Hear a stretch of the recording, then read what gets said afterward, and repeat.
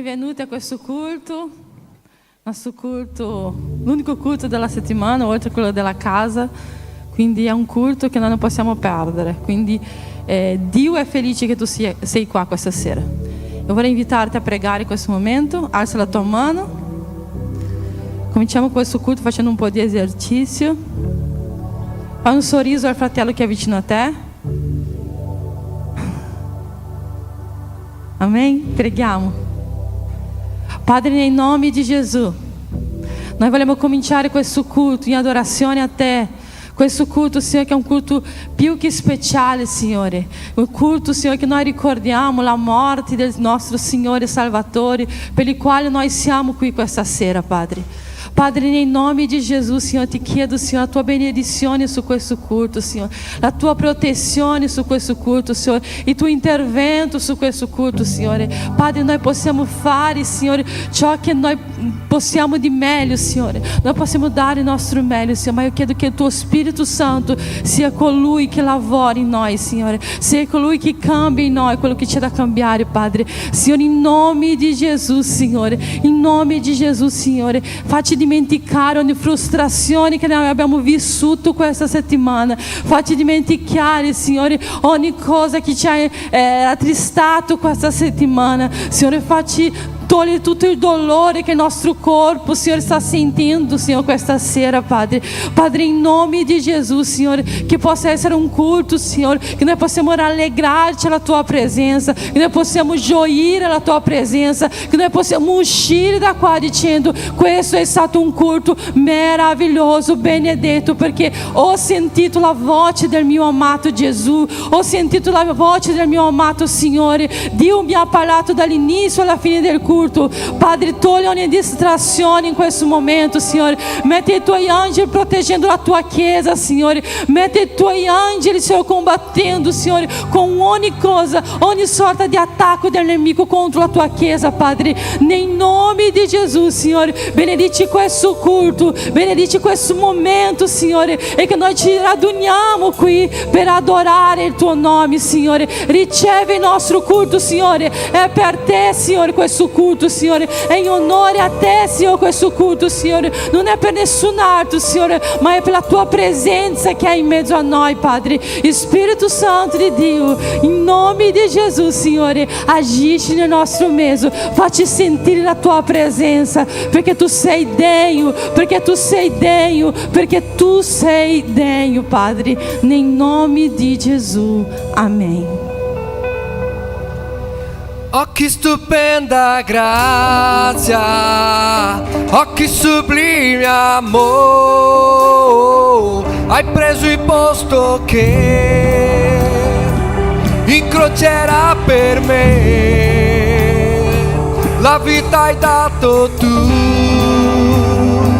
per darmi libertà.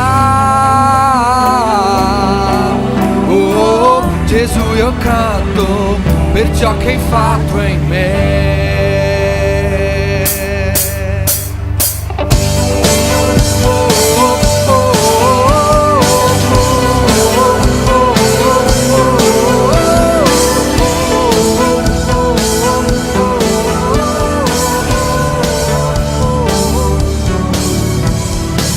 Chi rompe il gioco del mio peccato, che è così forte, il mio amato, il re di gloria, il grande re dei re.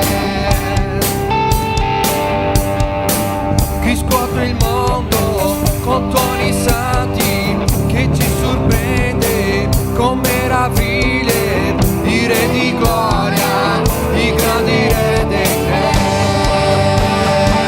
Oh, che stupenda grazia, oh, che sublime amore, hai preso il posto che incrocerà per me, la vita hai dato tu per darmi libertà. Oh, Gesù, io canto per ciò che hai fatto in me.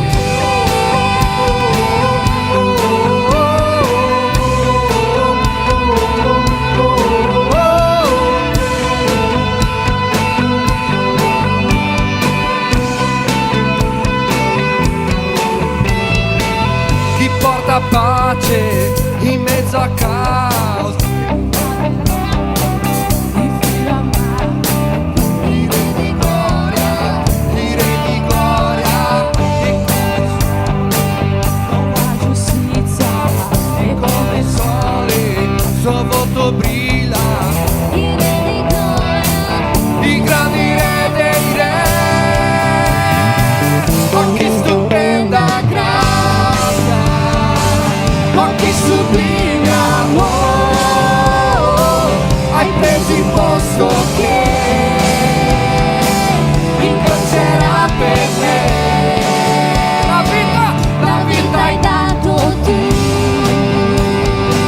per darmi libertà. Oh, Gesù, io canto per ciò che hai fatto in me.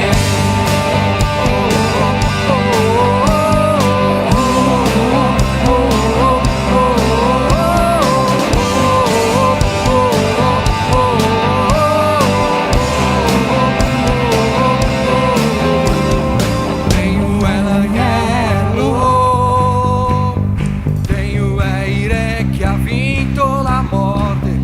Tenho è l'agnello. Tenho è il re che ha vinto la morte. Tenho è l'agnello. Tenho è il re che ha vinto la morte. Tenho è l'agnello. Tenho è il re che ha vinto la morte. Tenho è l'agnello. Tenho è il re che ha vinto la morte. Tenho è l'agnello. Tenho è il re che ha vinto la morte. Tenho è l'agnello. Tenho è il re che ha vinto la morte. Tenho è l'agnello. Tenho. Oh, che stupenda grazia. oh che sublime amore, Hai preso il posto che croce, la vita hai dato per darmi libertà. Gloria a Dio. noi ti ringraziamo, Signore. Glória, glória, glória ao teu nome, Padre. Aleluia. Espírito Santo. Espírito Santo. Grazie, Signore. Grazie. Grazie, Padre. Grazie perché la morte è vinta e noi siamo qui questa sera. Grazie, Signore, per il tuo sacrificio, per il tuo amore.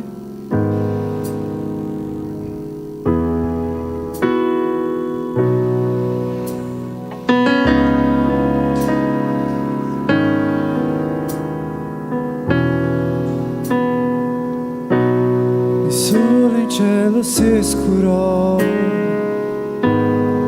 l'amore per me si donò su quella croce.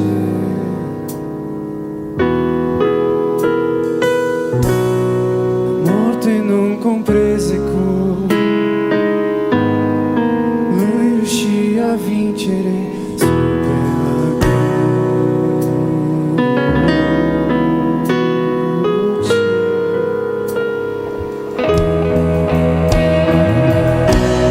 Il sole in cielo si scurò,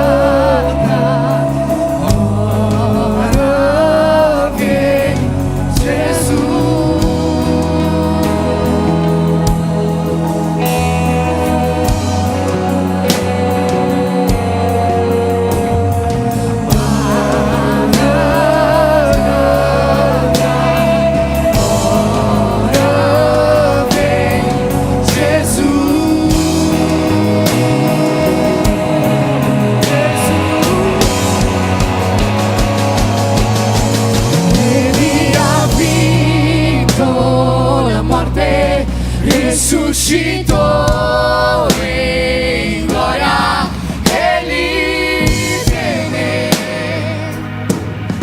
ti aspettiamo, Egli ha vinto la morte, risuscitò in gloria, Egli viene, ti aspettiamo, Egli ha vinto la morte, risuscitò in gloria, Egli ti aspettiamo, Egli ha vinto la morte, risuscitò in gloria,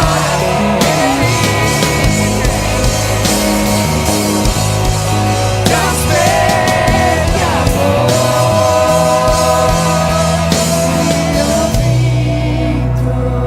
la morte risuscitò.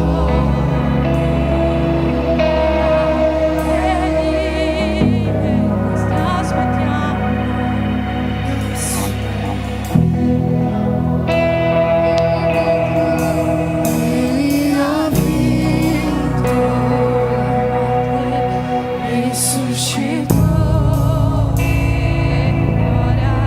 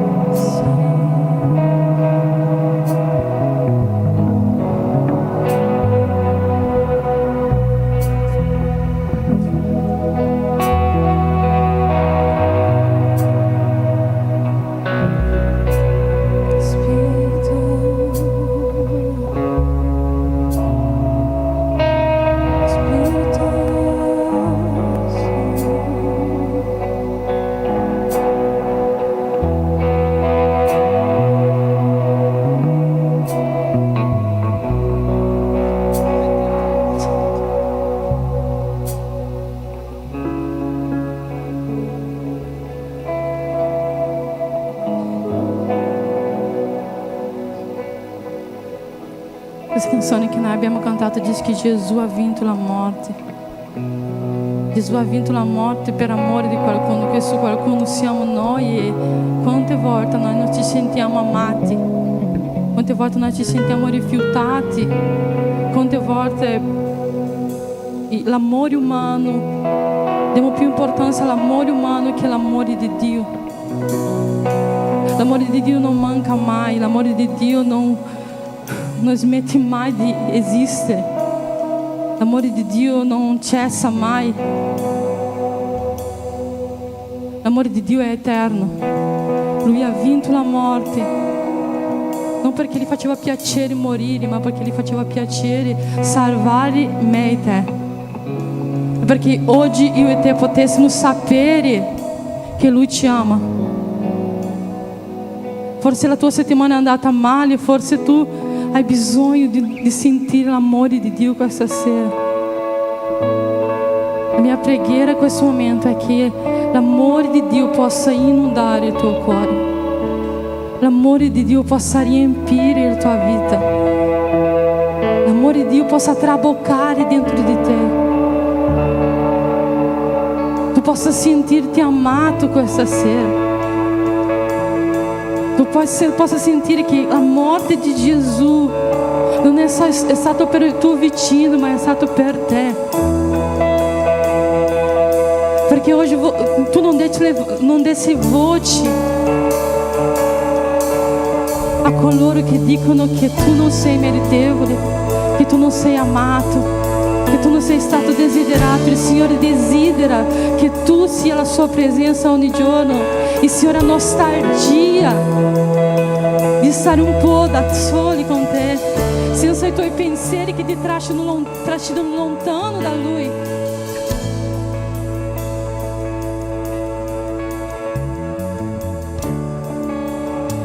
voglio condividerti, non voglio dividerti con questo mondo, ma il Signore vuole la tua vita per completo, la sua presenza.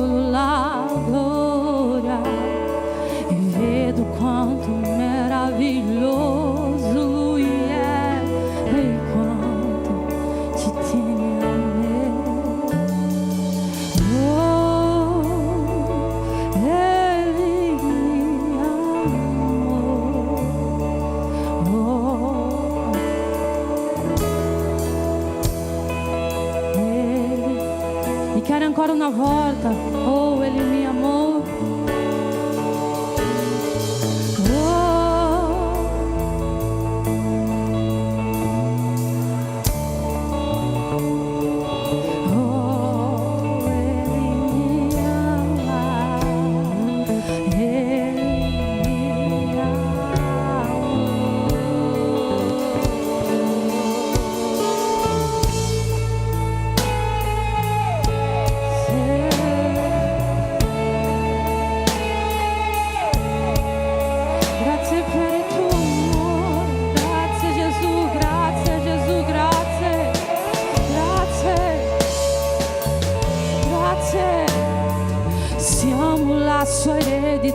E Lui la ricompensa, il suo sguardo di grazia ci attrae la redenzione. Se la grazia è un oceano, il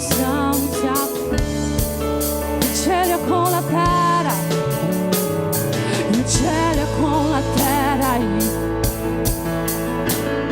il mio cuore batte nel mio petto accelerato, non perderò più tempo con i risentimenti quando penso Egli mi ama, Egli mi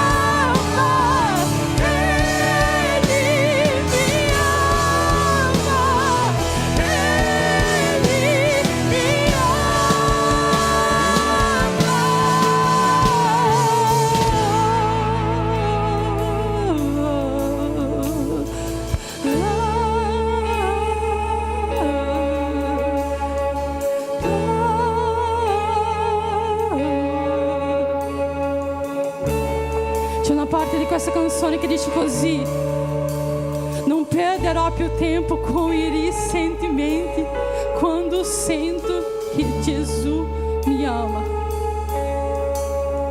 Eu volevo che tu ripetessi questa frase, perché sabe cosa è che toglie tanto i credenti dalla presenza di Dio? I risentimenti.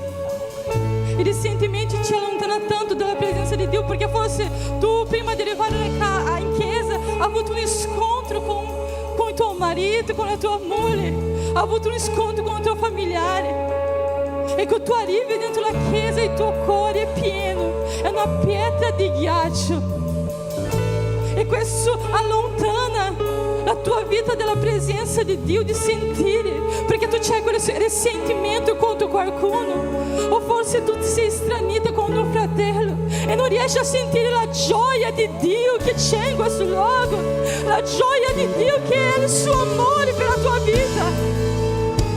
Dio dice: basta perdere tempo con i sentimenti, basta perdere tempo con le storie che sono passate, basta perdere tempo con i litigi, basta perdere tempo. La nostra storia è per vivere per Dio, non per dare importanza ai sentimenti che succedono durante la nostra settimana. L'allegria del Signore è in questo luogo, l'allegria del Signore è in questo luogo. Tu hai già sorriso oggi, tu hai già alzato al cielo a tua mano e dici: grazie Signore, grazie per il tuo amore, grazie perché tu ci sei qui questa sera, grazie Signore. I miei risentimenti sono rimasti fuori, i miei risentimenti sono usciti dal mio cuore. Io voglio solo sentire la tua presenza, io voglio solo sentire ciò che io sono venuto a fare qua, Signore, sentire la tua presenza, sentirmi trasformato, perché il tuo amore è al di sopra dei miei risentimenti, il tuo amore è al di sopra di ogni mio litigio, il tuo amore è al di sopra di quello che mi hanno fatto, Signore. Il tuo amore è al di sopra di quello che mi hanno fatto, il tuo amore è al di sopra di quello che mi hanno fatto, il tuo amore è al di sopra, Signore. Signore, non lasciarti sminuire ciò che tu hai messo dentro di noi, il tuo amore è al di sopra di questo, Padre. Noi non vogliamo più perdere tempo con questo risentimento che ci sta togliendo dalla tua presenza. Noi non vogliamo più perdere tempo, Signore, ma noi vogliamo dichiarare, Signore, che noi ci sentiamo amati, che noi ci sentiamo desiderati del tuo amore, e che la tua presenza è in questo luogo, la gioia del Signore è in questo luogo, l'amore di Dio in questo luogo, la gioia del Signore in questo luogo, la gioia di Dio in questo luogo. Signore, ti dichiaro in questo momento un spirito di allegria sulla tua chiesa, Signore. Io profetizzo in questo momento un spirito di gioia sulla tua chiesa, un spirito di abbondanza e di allegria, Signore. Spirito Santo, le facce, Signore, storte, Signore, di una settimana pesante, Padre, porta gioia in questo momento, Padre. Signore, in nome di Gesù, fai cadere per terra ogni risentimento oggi, Signore, e che il tuo amore possa traboccare dentro noi, che il tuo amore possa traboccare dentro la tua chiesa, Signore. La tua chiesa è una chiesa amata, la tua chiesa è una chiesa desiderata, la tua chiesa è santa. Il Signore ha vinto la morte per la tua chiesa, Signore, non perché noi possiamo vivere con i nostri propri risentimenti, allontanando la tua presenza. Tu ci ami, il tuo amore è al di sopra di ogni cosa, il tuo amore è insuperabile. Io voglio declarare sulla mia vita e sulla vita della tua chiesa, Signore, il tuo amore è al di sopra di ogni risentimento, il tuo amore è al di sopra di ogni cosa, il tuo amore è al di sopra di ogni cosa che ci hanno fatto, il tuo amore è al di sopra.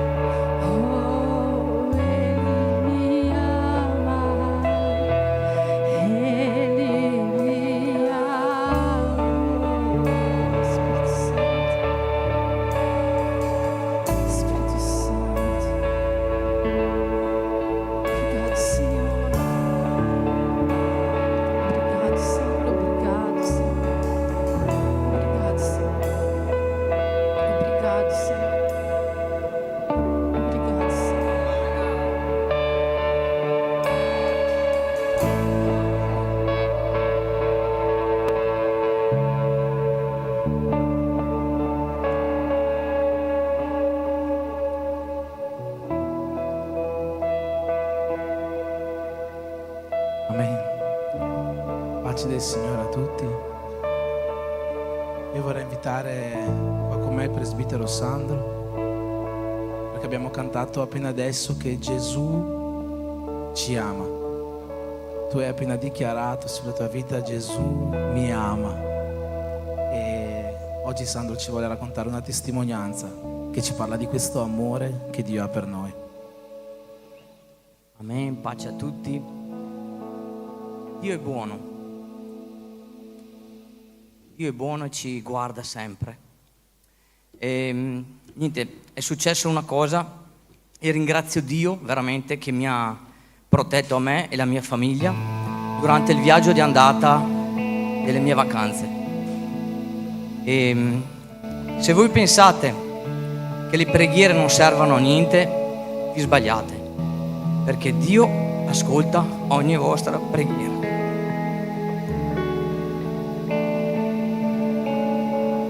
Mia moglie il sabato è venuta in chiesa, io invece ho dovuto aiutare mia mamma a fare i bagagli e non sono venuto.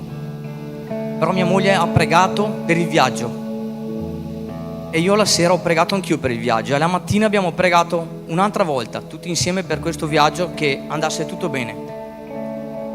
E a un certo punto del viaggio è una piccola distrazione e ho visto un muro davanti a me di macchine e io andavo ai 100 all'ora. Ho dovuto frenare con la macchina al massimo, le gomme stridevano, quasi andavamo a sbattere contro le macchine. Ho spostato leggermente la macchina a sinistra per non prendere la macchina e fortuna, ma pensate bene che le preghiere hanno tolto le macchine dalla mia sinistra e ci hanno protetto. Siamo salvati da questo incidente. Io credo veramente che Dio era lì, che ci guardava. Perciò, fratelli, Dio ci ama. Se tu fai la volontà di Dio, Dio protegge la tua vita sempre. E la preghiera è un'arma che noi possiamo usare per essere protetti da Dio e per aiutare gli altri. Amen. Grazie.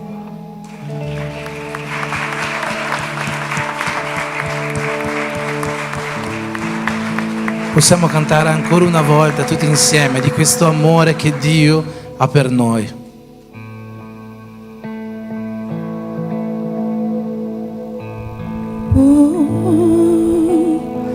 Ele me amou, oh, Jesus me ama, Ele me amou, oh, Ele me amou, oh, Jesus me ama, Ele me amou, oh, Ele me amou, oh, Jesus me ama, Ele me amou, Ele me amou, oh, Jesus me ama, Ele me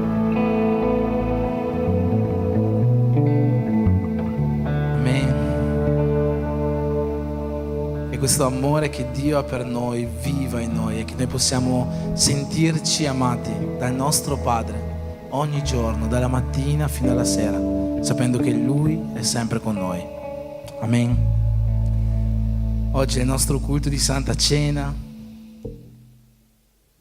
Io voglio chiedere a chi è seduto di alzarsi in piedi in questo momento. Ci sono alcune persone che io non ho salutato il nostro fratello Marcos, non ho salutato il nostro fratello Giacomo, non so neanche se c'è in realtà, forse è coperto dal computer, c'è, Giacomo c'è. C'è qualcuno che non ho salutato? Spero di aver salutato tutti gli altri.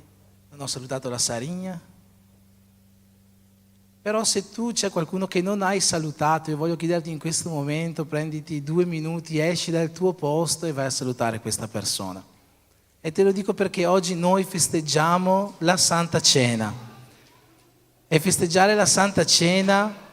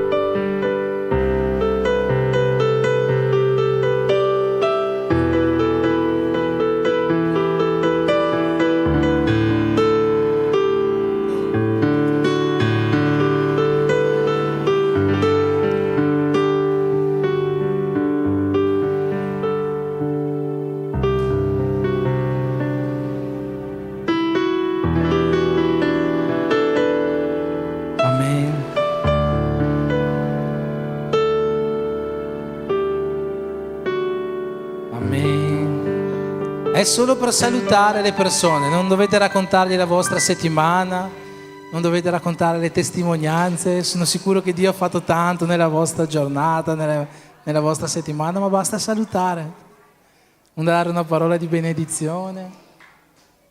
Giugno, Giusseni, non vi ho salutato, scusatemi. Non ho salutato neanche Miguel. La Maria l'ho salutata però.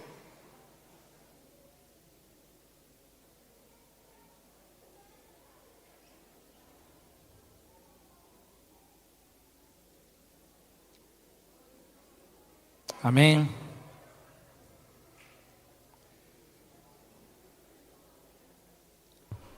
Penso che in un culto di Santa Cena salutare i nostri fratelli, le nostre sorelle, le persone che prendono parte al culto con noi sia molto importante proprio per il significato che ha la Santa Cena nella vita di noi cristiani. Prendere la Santa Cena significa fare parte del corpo di Cristo. Quando noi mangiamo questo pane, beviamo questo succo, noi ci stiamo dichiarando come parte del corpo di Cristo. E il corpo di Cristo siamo noi. E quindi se non c'è questa unione, questa comunione tra noi, come può essere un corpo vivere bene? Per questo è importante, quando veniamo in chiesa, ancora di più in un culto di Santa Cena, salutiamo i nostri fratelli, diamo una parola di benedizione, un abbraccio, raccontiamogli com'è andata la nostra settimana, ma non durante l'ora del culto. Abbiamo questo momento di comunione affinché la nostra comunione possa essere piena e noi possiamo essere veramente il corpo di Cristo. E in questo clima allegro, questa volta non mi sono dimenticato perché il biglietto ce l'aveva portata di mano, facciamo la presentazione dei visitanti di oggi. Sono con noi Rosemary e Teodoro, giusto? Lì dietro, cosa può dire la Chiesa? Siete benvenuti nel nome di Gesù.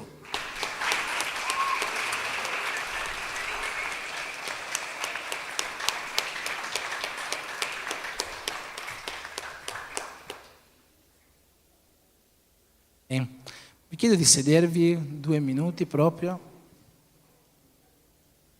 Oggi abbiamo pochi avvisi, in realtà solo un avviso, ma molto molto speciale e molto molto importante.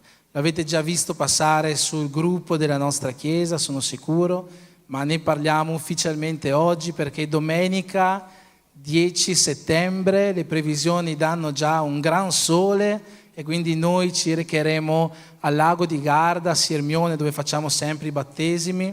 Se non mi sbaglio la località è Punta Gro, però lo scriveremo giusto sul gruppo per realizzare i nostri battesimi di quest'anno. Segnatevi questa data, domenica 10 settembre alle ore 10 di mattina saremo tutti quanti là.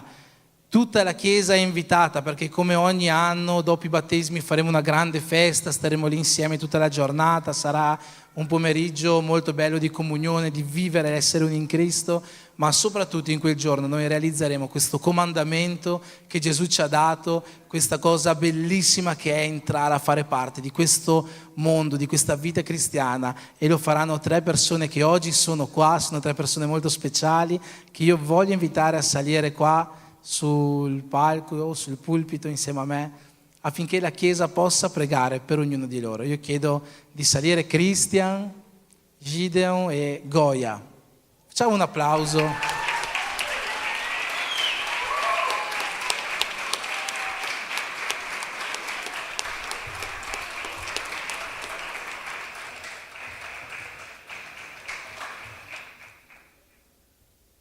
Tutti voi già conoscete questi nostri fratelli, sorella, e sappiamo come già sono una benedizione per la nostra Chiesa. Io credo che in questo giorno il cielo si rallegrerà infinitamente per il battesimo di questi 3 nostri fratelli, della nostra sorella Goya.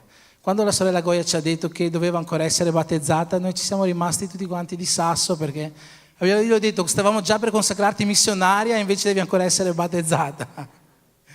Ma veramente è una benedizione la sorella Goya. Christian, mi ha fatto molto piacere, anche l'anno scorso Christian stava per prendere questa decisione, ha voluto fermarsi per lasciare passare un po' di tempo, meditare su questa scelta, e penso che sia qualcosa di molto importante. Come abbiamo parlato anche durante la prima lezione del discepolato, deve essere una scelta molto meditata, deve essere una scelta fatta con il cuore, ragionata, non deve essere qualcosa di buttato lì. Bisogna essere sicuri di fare questo passo, o meglio questo tuffo nelle acque. Gideon lo vediamo sempre qua in chiesa, prendere parte ai culti, è una benedizione questo ragazzo e sono sicuro che Dio lo userà in un grande modo. Io voglio chiederti di stendere la tua mano verso di loro affinché possano ricevere questa benedizione da Dio.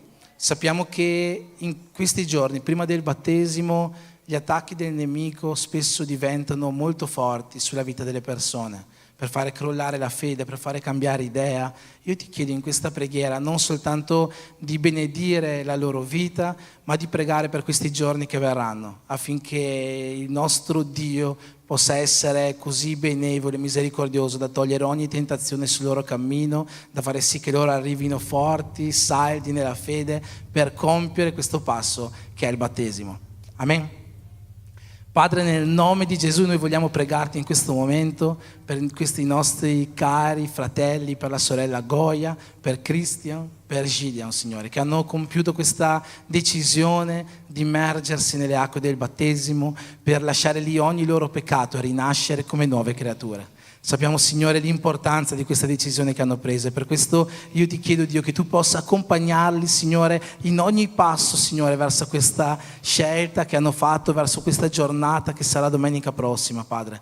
Ma che, Signore, il tuo stare con loro, il tuo benedirli non si fermi lì, che questo possa essere solo l'inizio di una grande vita insieme. Sappiamo che tu li hai chiamati con un proposito, Signore, che questo proposito, che la tua volontà possa compiersi nelle loro vite. Benedici, Signore, allora Goya, Christian e Gideon, questo battesimo che sarà realizzato, che tutto possa essere compiuto secondo la tua volontà, sotto la tua mano, sapendo che la tua benedizione li accompagnerà in tutte le loro vie. Noi ti preghiamo per questo nel nome di Gesù. Amen.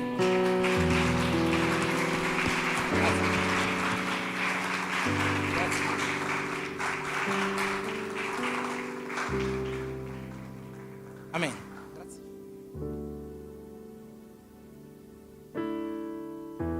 Amen.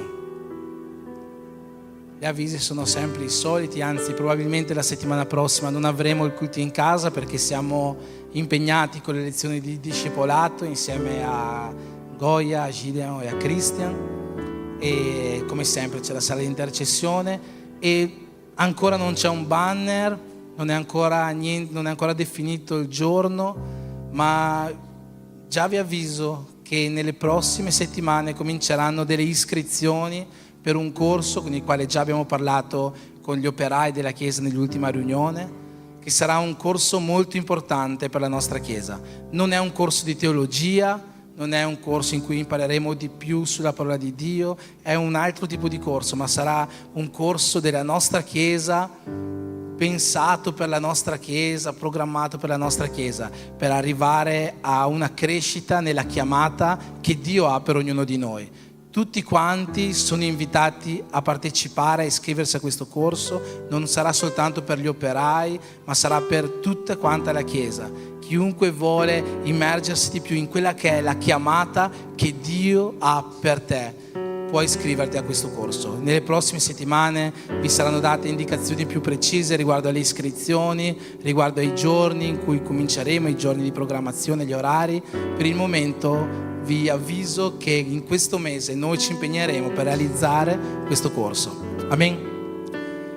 Amen. Facciamo una preghiera per le decime, per le offerte. Penso di aver detto tutto. Oggi mi sono ricordato anche i visitanti, quindi siamo proprio al massimo. Tu che hai portato la tua decima, la tua offerta, in questo momento sei benvenuto a portarla alla casa del Signore. C'è la sorella Katia, forse là dietro, con il POS. Tu che vuoi fare la tua offerta attraverso un bancomat, una carta di credito, non è per chiederti più soldi, è che se tu hai dimenticato oggi i tuoi 2 euro a casa e vuoi lo stesso dare un'offerta, hai questa comodità di farla attraverso il POS tramite la nostra missionaria Katia che sarà là dietro. Preghiamo perché Dio possa benedire queste offerte, preghiamo perché Dio possa benedire le nostre case. Amen. Padre, nel nome di Gesù, noi vogliamo ringraziarti, Signore, per tutto quello che Tu hai messo, Signore, sulle nostre tavole, nelle nostre case in queste settimane. E oggi siamo qua, Signore, per portarti un po' di questa fedeltà che noi dichiariamo a Te, un po' di questa adorazione. Io ti chiedo di ricevere, Signore, ogni decima, ogni offerta, ogni primizia, il meglio, Signore, che oggi abbiamo da darti.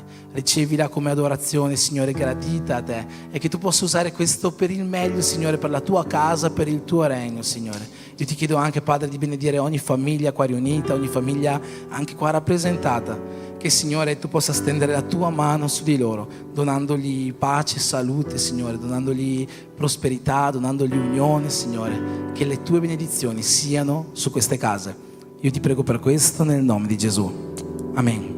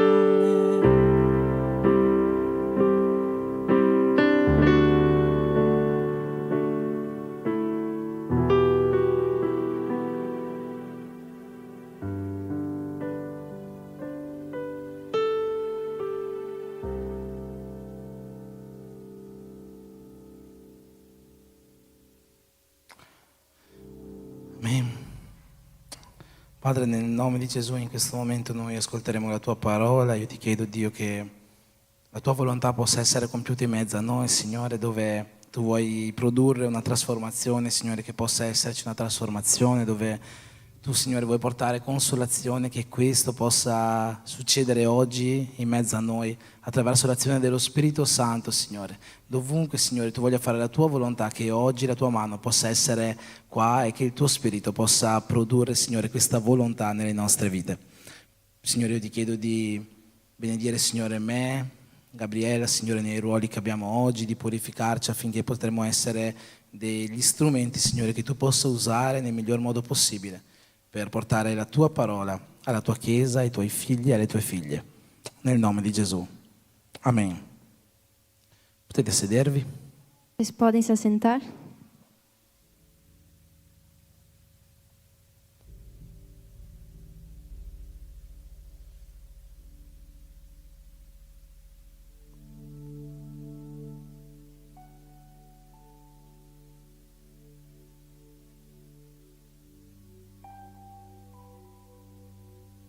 Amen. Vi chiedo di aprire le vostre Bibbie Eu peço para vocês abrirem as vossas Bíblias in Ecclesiaste, no livro de Eclesiastes, capitolo 4, leggeremo il versetto 10. capítulo 4, a gente vai ler o versículo 10.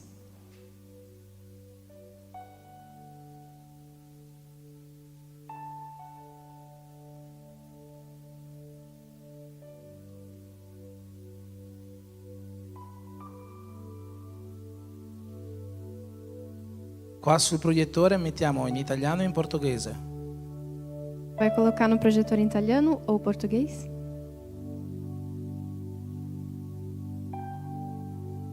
Tutti e due. Tutti e due. É, os dois. Perfetto. Ok.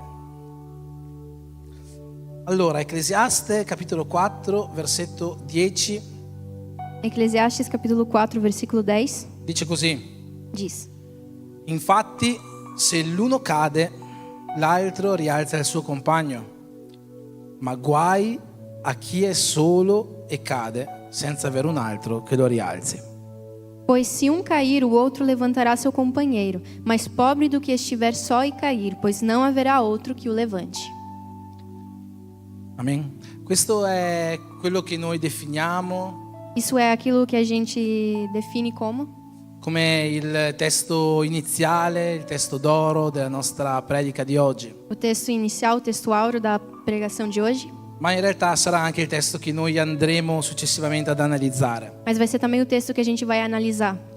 Volevo però, prima di questo, leggere con voi un altro testo della Bibbia. Mas antes disso, eu quero ler com vocês outro texto da Bíblia. Vediamo se la regia è abbastanza brava da mettere italiano e portoghese, Vamos ver se eles vão colocar italiano em português. che si trova nel Vangelo di Luca, al capitolo 5, e sono i primi 7 versetti. No Evangelho de Lucas, capítulo 5, versículo do 1 ao 7.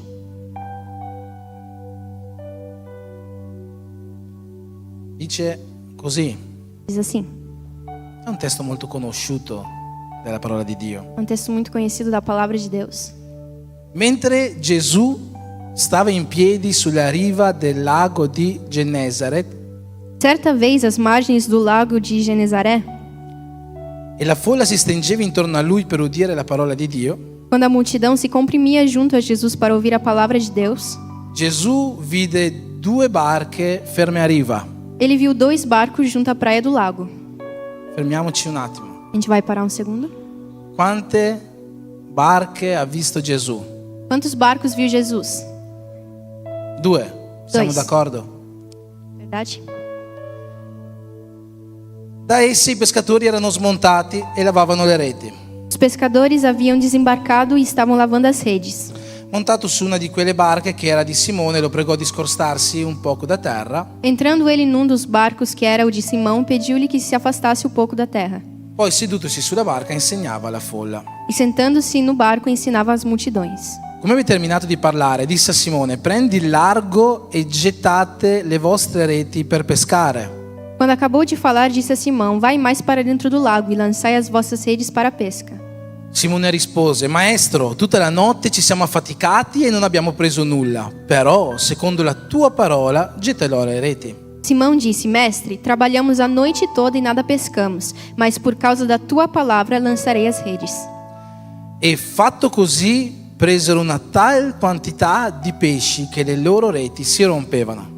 Feito isso, apanharam uma grande quantidade de peixes, tantos que as redes começaram a se romper.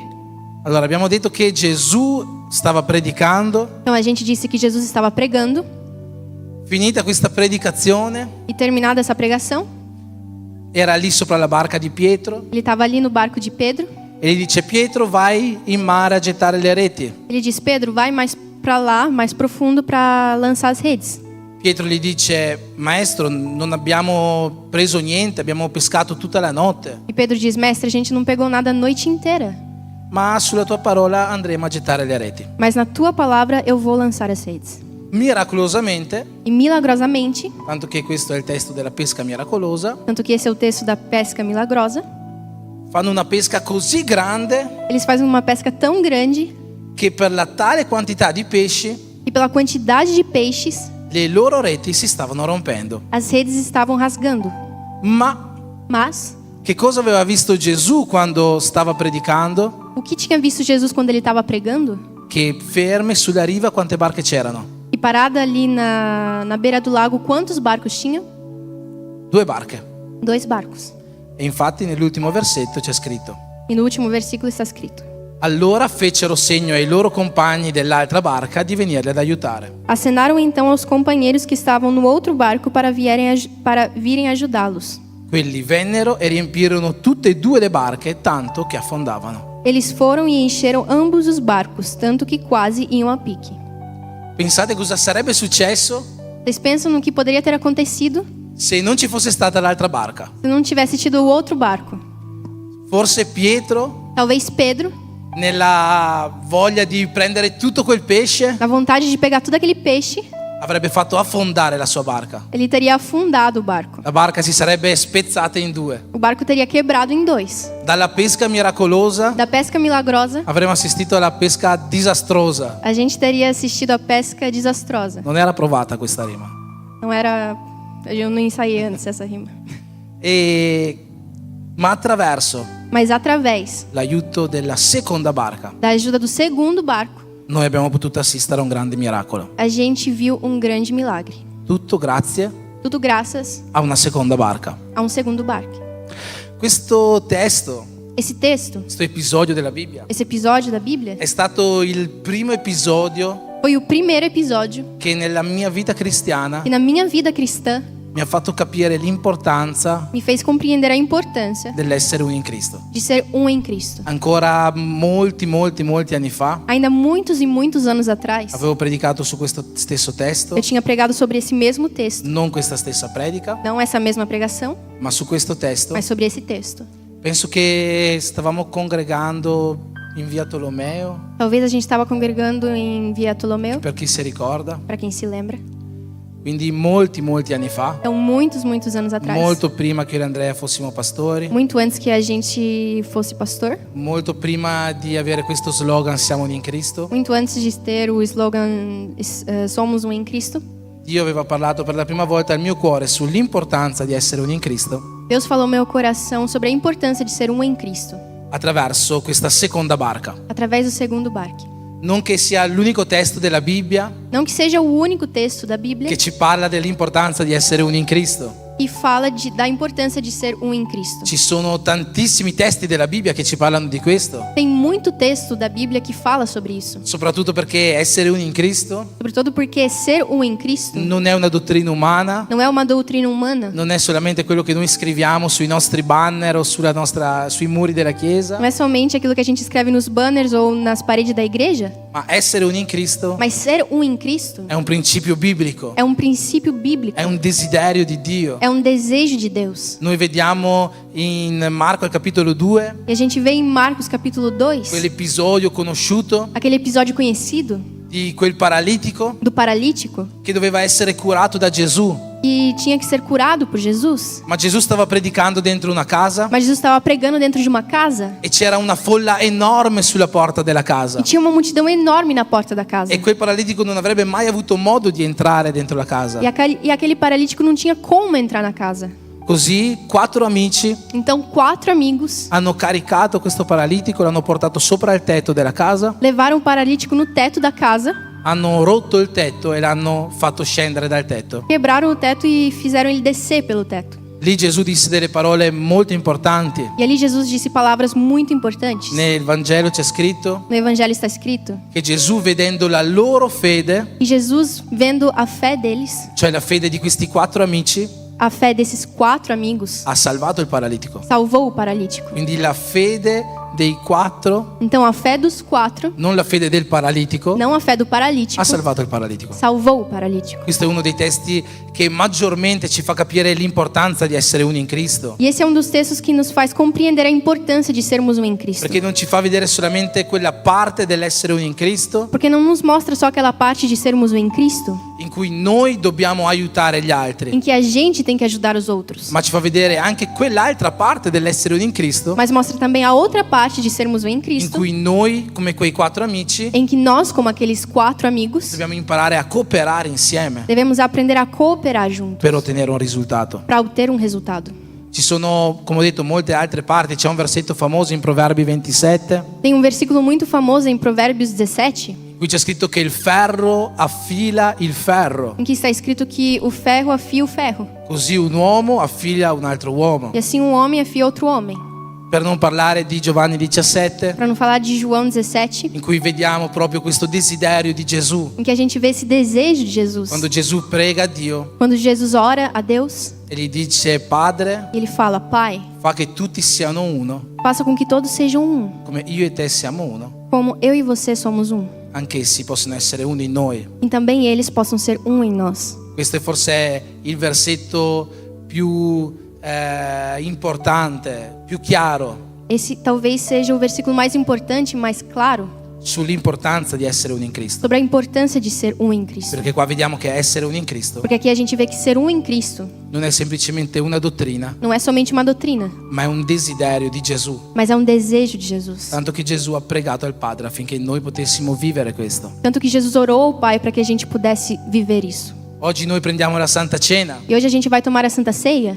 Se ci ricordiamo il passo della Santa Cena che noi leggiamo Se você se lembra o passo da Santa Ceia que a gente lê solitamente quando prendiamo la Santa Cena, quando a gente toma a Santa Ceia, è 1 Corinzi 11, é 1 Coríntios 11, dal versetto 23 in avanti. do versículo 23 em diante. Probabilmente dopo lo leggeremo. Talvez depois a gente vai ler. In questo passo noi vediamo le istruzioni della Santa Cena, no? Nesse passo a gente vê as instruções da Santa Ceia. Paolo ci dice che nell'ultima cena Gesù ha preso il vino, poi ha preso il pane, Paulo nos diz que na última ceia Jesus pegou o vinho, depois pegou o pão, poi ha reso grazie, insomma c'è tutta la formula della Santa Cena. No? depois deu graças e tudo mais que é a Santa Ceia. Ma in realtà 1 Corinzi 11 Mas na realidade, 1 Coríntios 11 non ci parla della Santa Cena. não fala da Santa Ceia. Cioè, ciò di cui Paolo voleva parlare in questo testo O que Paulo queria dizer através desse texto non era insegnare come fare la Santa Cena. não era ensinar como tomar a Santa Ceia. Anzi, Paolo aveva già insegnato ai Corinzi come fare la Santa Cena. Paulo já tinha ensinado aos coríntios como fazer a Santa Ceia. Tanto che i Corinzi già prendevano la Santa Cena. Tanto que os coríntios já tomavam a Santa Ceia. Quello che Paolo voleva insegnare in questo testo Aquilo que Paulo queria ensinar nesse texto non riguardava con la Santa Cena. não tinha nada a ver com a Santa Ceia. Riguardava con un problema nella chiesa di Corinto. Tinha a ver com um problema na igreja de Corinto.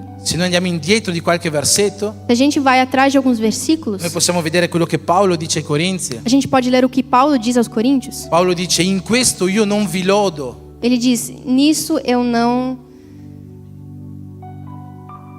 Parlo bene di voi. não falo bem de vocês, Perché quando vi trovate porque quando vocês se encontram per mangiare, para comer, tra di voi ci sono divisioni. entre vocês há divisões. È questo che sta dicendo Paolo in questo testo. É isso que Paulo está dizendo nesse Stava texto. criticando la chiesa di Corinto, Ele estava criticando a igreja de perché Corinto, dentro la chiesa di Corinto, porque na igreja dos coríntios, quando si ritrovavano, quando eles se encontravam, tra di loro c'erano divisioni. entre eles haviam divisões. Non erano uni in Cristo. Não eram um em Cristo. E per questo Paolo scrive poi del testo della Santa Cena E por isso depois Paulo escreve no texto da Santa Ceia e alla fine del testo e no fim do texto dice: perciò quando voi vi ritrovate a prendere la Santa Cena, ele diz: então quando vocês se encontram para tomar a Santa Ceia, aspettatevi gli uni gli altri per mangiare. esperem uns outros para comer. Fatelo insieme. Façam juntos. Prendete la Santa Cena come uni in Cristo. Tomem a Santa Ceia como um em Cristo. Essere uni in Cristo è un principio biblico. Ser um em Cristo é um princípio È bíblico. qualcosa che Dio vuole che noi viviamo. É algo que Deus quer que a gente viva. Non è una dottrina fondata dalla Chiesa di M. Verona. Não é uma doutrina que a igreja DM Verona fundou. Ma oggi, partendo dal testo aureo che abbiamo letto prima, dal Mas- testo d'oro Hoje, começando do texto áureo que a gente leu antes, di Ecclesiaste 4, Eclesiastes 4, vorrei vedere un principio, vorrei vedere un'attitudine eu quero ver uma atitude pratica prática di come vivere l'essere uno in Cristo. de como viver o ser um em Cristo. Qualcosa di molto importante Uma coisa muito importante che Dio ha sempre agito in questo senso verso di noi, que Deus sempre agiu desse jeito em nós. e credo che Dio voglia che anche noi agiamo in questo modo oggi. E eu creio que Deus quer que nós hajamos desse jeito também. Rileggiamo il testo di Ecclesiaste 4. Vamos reler o texto de Eclesiastes 4, 10. Infatti, se l'uno cade, l'altro rialza il suo compagno, ma guai a chi è solo e cade senza avere un altro che lo rialzi. Pois se um cair, o outro levantará seu companheiro, mais pobre do que estiver só e cair, pois não haverá outro que o levante. È chiaro questo versetto? É claro esse versículo. Questo versetto rappresenta due situazioni, ci parla di due situazioni diverse. Esse versículo nos fala de duas situações diferentes. Adesso io prenderò Gabriella, Então eu vou pegar a Gabriela, che ha dimostrato di essere un'ottima attrice, que demonstrou ser uma ótima atriz, e insieme a Gabriella farò una piccola scenetta. e junto com ela eu vou fazer uma cena. Scusami Gilson per qualche mancanza nel caso della mia recitazione. Desculpa, Gilson, pela minha atuação.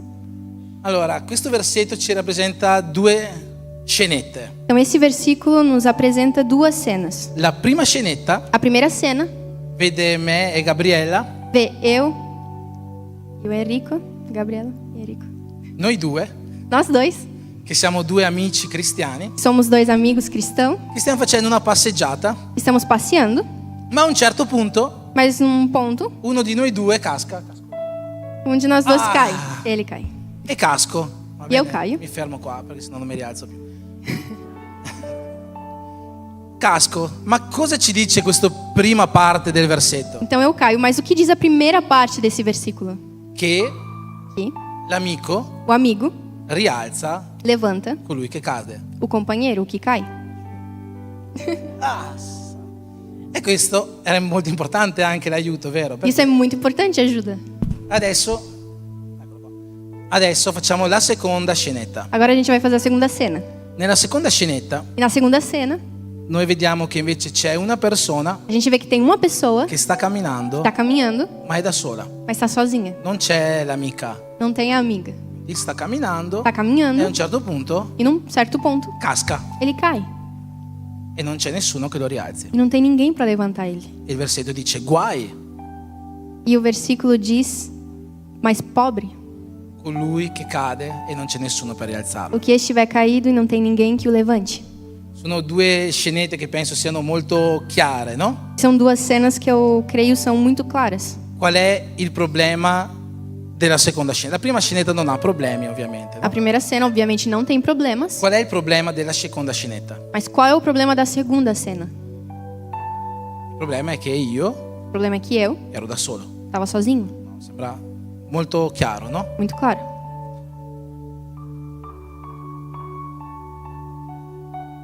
In realtà non è proprio questo il problema. Na verdade, não é bem esse o problema. Però voglio vedere dopo questa cosa. Mas depois a gente vai ver isso. Prima voglio farti riflettere su un'altra cosa. Antes eu quero que você reflita sobre outra coisa. Dio Deus non vuole não quer che noi siamo da soli. que nós ficamos sozinhos. Dio non vuole Deus não quer che tu sia solo. que você fique só. E per questo motivo E por esse motivo, puoi avere la certezza você pode ter a certeza che Dio non ti lascerà mai da solo. que Deus nunca vai te deixar sozinho. Non mi ricordo più le parole Eu não me lembro mais as palavras. esatte della canzone che ha cantato Nawan proprio prima della predica, E o Nauã cantou antes da pregação. ma proprio l'ultima frase che ha detto, Mas bem a última frase que ele cantou. immagino ispirata da Dio, Eu imagino ser inspirada por Deus. diceva proprio che Dio non ci lascia da soli. Dizia que Deus nunca nos deixa sozinhos. La Bibbia è piena di dimostrazioni E a Bíblia é cheia de demonstrações che Dio non vuole che noi siamo da soli. de que Deus não quer que nós ficamos sozinhos. Già da quando Dio ha creato l'uomo, Desde quando Deus criou o homem, Dio ha detto Deus disse: non è buono che l'uomo sia da solo. não é bom que o homem esteja só. E ha creato una compagna per E l'uomo. ele criou uma companheira para o homem. All'interno della Bibbia vediamo innumerevoli versetti che ci parlano della vicinanza di Dio verso di noi. E dentro da Bíblia a gente vê muitos versículos que falam sobre a proximidade de Deus por nós. Vediamo che quando Giosuè prende il posto di Mosè alla guida del popolo di Israele, E a gente vê quando Josué toma o lugar de Moisés na guia do povo de Israel, Dio gli dice io non ti abbandonerò, io non ti lascerò. Deus diz a ele: eu não vou te abandonar, eu não vou te deixar sozinho. Questo è solo uno dei versetti più limpidi proprio, Esse é só um dos versículos mais claros di come Dio ci sta vicino. de como Deus fica perto de nós. Quando Gesù sta per salire al cielo, Quando Jesus está para subir ao céu, quando ci dà quel grande comandamento di cui abbiamo parlato prima, quando ele nos dá aquele grande mandamento de que a gente falou antes: andate per tutto il mondo, predicate il Vangelo vão pelo mundo inteiro e preguem o evangelho, e battezzate tutti i popoli batizem todos os povos, nel nome del Padre, del Figlio e dello Spirito em Santo. nome do Pai, do Filho e do Espírito Santo. Dopo queste parole Gesù fa una promessa ai suoi apostoli,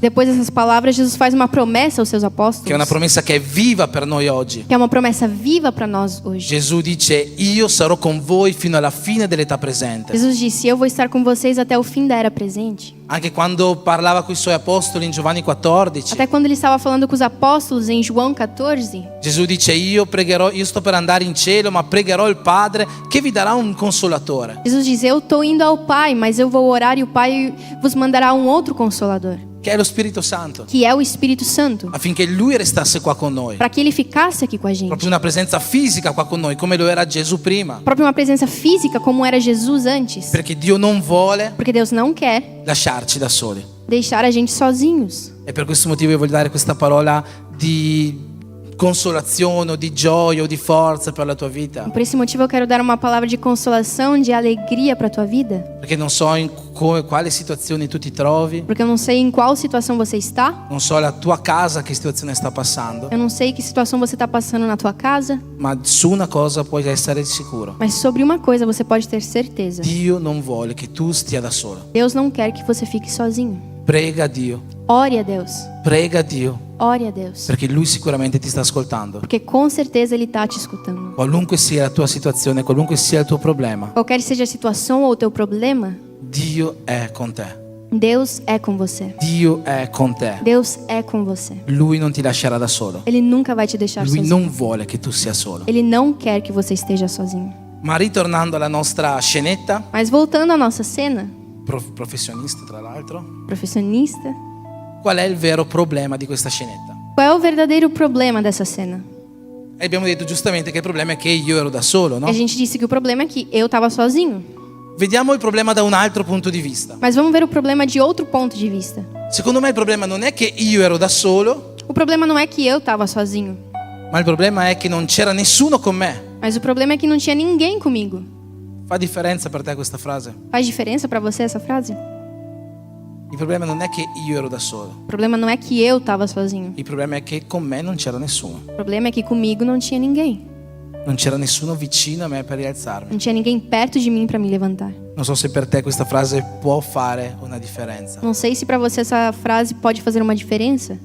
Io sono caduto Eu caí e la colpa della caduta è mia. e a culpa de ter caído é minha. È chiaro che qua abbiamo fatto una scenetta fisica, É claro que a gente fez uma cena física aqui, come se io avessi inciampato in mezzo ai fili del pulpito. como se eu tivesse caído em meio aos fios do púlpito.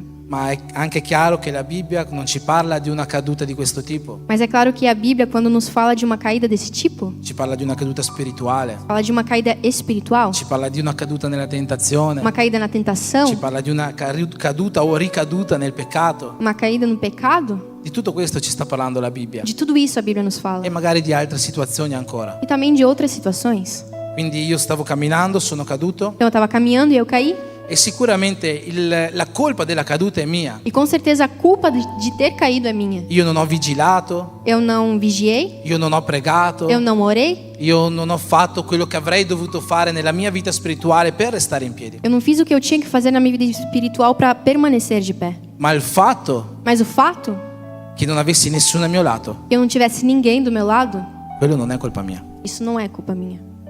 Quello mi dispiace dirlo, Isso eu sinto dizer, ma è colpa della Gabi, mas é culpa minha, da Gabi, che non è rimasta al mio lato. e não ficou do meu lado.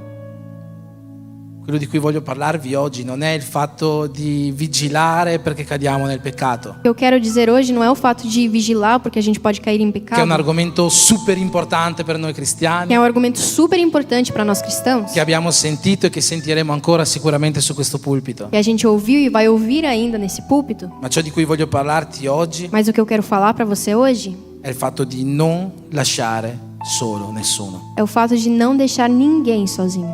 non lasciarli soli, Não deixar ninguém sozinho. come Dio non ti lascia solo, Como Deus não te deixa só, così anche te assim também você. non lasciarli soli, Não deixe ninguém sozinho. non lasciarli soli. Não deixe sozinho. Ma perché io dovrei non lasciare solo nessuno? Mas por que eu não deveria deixar ninguém sozinho? Perché questa cosa compete a me, cosa c'entro io? Mas o que tem a ver comigo isso? In Efesini al capitolo 1, versetti 22 e 23 dicono così. Qui sta dicendo che Dio ha posto ogni cosa sotto i piedi di Gesù Nesse versículo está falando que Deus sujeitou todas as coisas debaixo dos pés de Jesus e ha messo Gesù come capo della Chiesa. e colocou Jesus como chefe da igreja, como Senti, cabeça. senti come definisce la Chiesa, Como ele define a igreja, che è il corpo di Gesù, que é o corpo de Jesus, come l'abbiamo detto prima, como a gente disse antes também, il compimento a plenitude di colui daquele che porta ogni cosa a compimento. que preenche tudo em todas as coisas. La parola di Dio A palavra de Deus ci definisce nos define il compimento di Gesù. a plenitude de Tu Jesus. sei il compimento di Gesù. Você é a plenitude de Jesus. E quindi come compimento di Gesù, Então, como plenitude de Jesus, la chiamata che Dio ti rivolge a chamada que Deus faz para você è quella di fare ciò che Gesù faceva finché era qua. é de fazer o que Jesus fazia quando estava aqui. È quella di avere i desideri di Gesù. É ter os desejos de Jesus. Perché tu sei il compimento di Gesù. Porque você é a plenitude de Jesus. Quali sono i desideri di Gesù? E quais são os desejos de Quali sono i Jesus? sentimenti di Gesù? Quais são os sentimentos de In Jesus? Filippesi 2 c'è uno dei versetti più belli della parola di Dio, Em Filipenses 2 tem um dos versículos mais lindos da palavra de in Deus, cui Paolo ci dice em que Paulo nos diz che abiti in voi e habite em vocês lo stesso sentimento o mesmo sentimento che abitava in Gesù, que habitou em Jesus. che non ha considerato l'essere uguale a Dio Ele não considerou o ser igual a Deus qualcosa a cui aggrapparsi gelosamente, algo que ele devia se agarrar, ma si è fatto uomo, mas ele se fez homem. è sceso sulla terra per noi, Ele desceu na terra por nós sotto forma di servo. em forma de servo. Questo versetto ci fa capire quello che Gesù prova per noi, Esse versículo nos faz compreender o que Jesus sente por nós. che sia in voi lo stesso sentimento che c'era in Gesù. Esteja em vós o mesmo sentimento que estava em Jesus. Qual è questo sentimento che c'era in Gesù per noi? E qual é esse sentimento que tinha Jesus por nós? Amore. Amor. Gesù ci amava così tanto Jesus nos amou tanto che quel giorno que aquele dia ha deciso di farsi uomo, ele decidiu se fazer homem di abbandonare tutto quello che aveva lassù in cielo e abandonar tudo que ele tinha no céu e di scendere qua e descer aqui per non lasciarci soli. para não nos deixar só.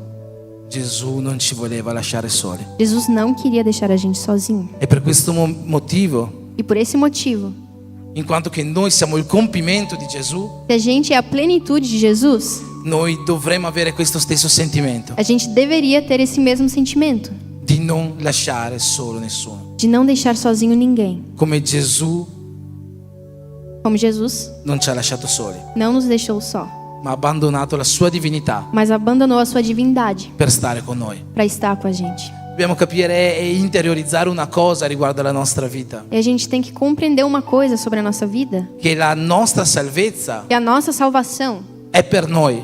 é para nós. La nostra salvezza è individuale. A nossa salvação é individual. La salvezza è una cosa tua. A salvação é uma coisa tua. Come ho detto prima, è colpa mia se io sono caduto. Como eu disse antes, é culpa minha se eu cair. Sono io che devo vigilare. Eu tenho que vigiar. La Gabi non poteva vigilare per me affinché io non cadessi. A Gabi não podia vigiar para mim para eu não cair. La salvezza è una cosa mia, A salvação é uma coisa minha. ma la chiamata che io ho Mas a chamada que eu tenho non è una cosa per me, não é uma coisa para mim, è una cosa per gli altri. é uma coisa para os outros. La salvezza è per me, A salvação é para mim, ma la mia chiamata, mas o meu chamado, ciò per cui Dio mi ha chiamato, aquilo para que Deus me lo chamou, scopo per il quale Dio mi ha salvato su questa terra, o objetivo porque Deus me salvou nessa terra, la chiamata non è per me, o chamado não é para mim. la chiamata è per gli altri. O chamado é para os outros. Siamo noi E somos nós. che dobbiamo attraverso questa, per compiere questa chiamata, E para cumprir esse chamado, non dobbiamo abbandonare gli altri. não devemos abandonar os outros. Dobbiamo stare vicino agli altri quando cascano. Devemos ficar perto quando eles caem. Dobbiamo essere amici fedeli. Devemos ser amigos fiéis. Dobbiamo essere persone pronte a rialzare gli altri, Pessoas prontas para levantar os outros. pronti a consigliarli, Prontos para aconselhar. pronti a dare una parola di benedizione, di speranza, Prontos para dar uma palavra de bênção e esperança. pronti per pregare per gli altri. Prontos para orar pelos outros. Essere amici, Ser amigos. essere uni in Cristo. Ser um em Cristo. Quello che voglio dirti oggi O que eu quero te falar hoje è non lasciare sole le persone intorno a te. é: não deixe sozinho as pessoas ao teu redor. Le persone intorno a te, As pessoas ao teu la redor. persona che è di fianco a te, A pessoa que está do teu lado. probabilmente questa persona Talvez essa pessoa è la tua chiamata. é o teu chamado. Forse è per lei o per lui Talvez para ele ou para ela che Dio ti ha chiamato, que Deus te chamou, affinché tu possa rialzarla, para que você possa levantar ela, affinché tu possa non lasciarla sola, para que você possa não deixar ela perché tu sozinha, possa aiutarla. para que você possa ajudar. Dì alla persona vicino a te: Fala a pessoa do teu lado: tu sei la mia chiamata, você é o meu chamado. tu sei la mia chiamata. Você é o meu chamado. Ti dirò una cosa, forse la persona Eu vou te falar uma coisa: talvez a pessoa che è la tua chiamata que é o teu chamado non è quella di fianco a te, não é aquela do teu lado. forse è quella dall'altra parte della sala. Talvez aquela do outro lado da sala. Non ti chiederò di andare a dirgli tu sei la mia chiamata, Eu não vou pedir para você falar para ele: você é o meu ma chamado. che tu possa sapere questo, Mas que você possa saber disso. che la tua chiamata Que o teu chamado non è per te. não é para você. Il motivo per cui Dio ti ha O chiamato motivo para que Deus te chamou sono gli altri. são os outros. La Bibbia ci dice che uno dei superpoteri, diciamo così, E a Bíblia nos fala que dos superpoderes, vamos dizer assim, sono i doni spirituali, são os dons i espirituais, doni dello Spirito Santo. os dons do Espírito Santo. Oggi noi ci definiamo una chiesa pentecostale, no? Io- Evangelica pentecostale. E hoje a gente se define uma igreja pentecostal, evangélica pentecostal. Purtroppo Infelizmente,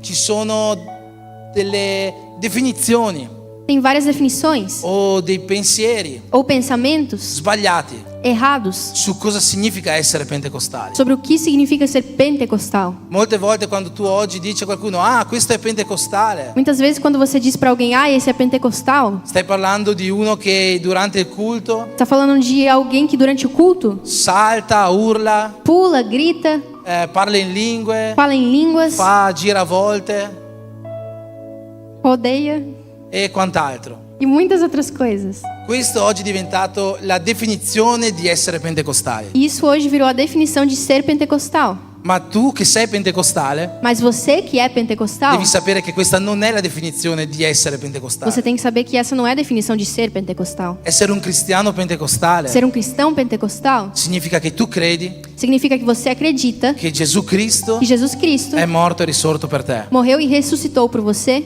E durante la Pentecoste, E durante a Pentecoste, 50 giorni dopo la Pasqua, 50 dias depois da Páscoa, lo Spirito Santo o Espírito Santo che Gesù aveva promesso que Jesus tinha prometido è sceso sugli apostoli desceu sobre os in apóstolos lingue come di fuoco. em línguas como que de fogo. E a partire da quel giorno E a partir daquele dia, Dio ha concesso doni alla sua Chiesa. Deus concedeu dons à igreja. E noi che siamo E pentecostali nós que somos pentecostais, crediamo che tutt'oggi acreditamos que até hoje Dio agisce così nella vita di noi cristiani. Deus age assim na vida dos cristãos. E ancora oggi E até hoje, Dio benedice la sua Chiesa Deus abençoa a sua igreja con i doni dello Spirito Santo. com os dons do Espírito Santo. Questo significa essere pentecostali. Isso significa ser pentecostal. Credere che ancora questi doni possono vivere in noi. Acreditar que esses dons podem até hoje viver em nós. Quali sono questi doni? E quais são esses dons? In 1 Corinzi 12 Em 1 Coríntios 12, c'è un elenco di alcuni di questi doni, quelli più conosciuti. tem um elenco de todos esses dons, os mais conhecidos. Parola di conoscenza, parola di sapienza, Palavras de conhecimento, de sabedoria, dono di fede, dom de fé, dono di cura, dom de cura, dono di miracoli, dom de operar milagres, discernimento degli spiriti, discernimento dos espíritos, interpretazione delle lingue interpretação de línguas e il dono di lingue, e dom de línguas. o come viene oggi chiamato le lingue strane, Ou como hoje vem chamado línguas estranhas, lingue degli angeli. língua dos anjos. Purtroppo, Infelizmente, un'altra definizione che viene data di pentecostali outra definição que é dita de pentecostal è proprio quella del noi siamo quelli che parlano in lingue strane, é aquela que a gente é aqueles que falam língua estranha, che è vero. que é verdade. Noi pentecostali Nós pentecostais parliamo in lingue strane, falamos em línguas estranhas, almeno coloro che hanno questo dono. aqueles que têm esse dom.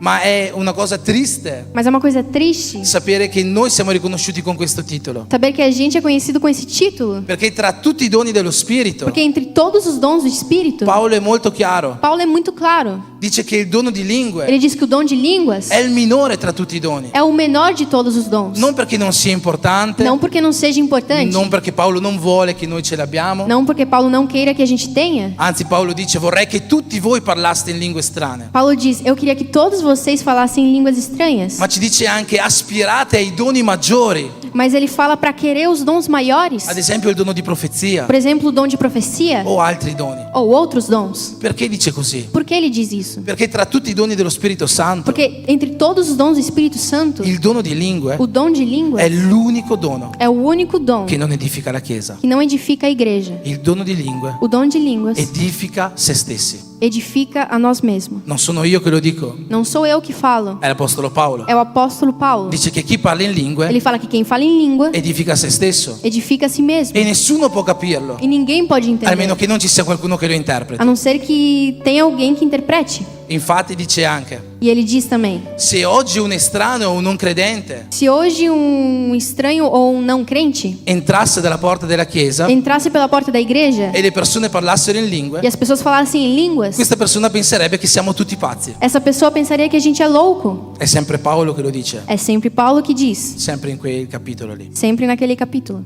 anzi nel capitolo 14. capítulo 14. E quindi Paolo dice, Então Paulo diz: ma se invece, mas se em vez, se una persona entrasse dalla Chiesa se uma pessoa entrasse pela igreja e le persone invece di parlare in lingue e as pessoas em vez de falarem em línguas profetizzassero per questa persona profetizassem para essa e pessoa rivelassero i segreti del suo e cuore revelassem os segredos do seu coração e tutte le cose che la profezia gli darebbe da rivelare, e todas as coisas que a profecia daria de revelar, sicuramente questa persona com certeza essa pessoa si getterebbe a faccia a terra cairia no chão adorando Dio. adorando a Deus.